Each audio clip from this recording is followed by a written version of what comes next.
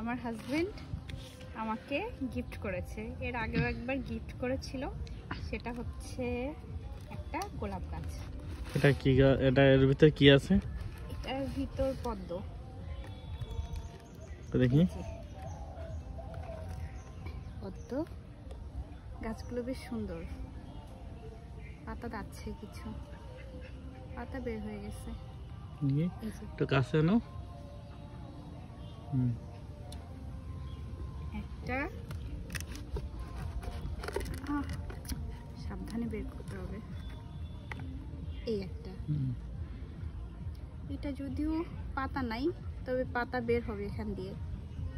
এইখানে যে এখানে একটু পাতা বের হচ্ছে, এটা থেকেও পাতা বের হবে।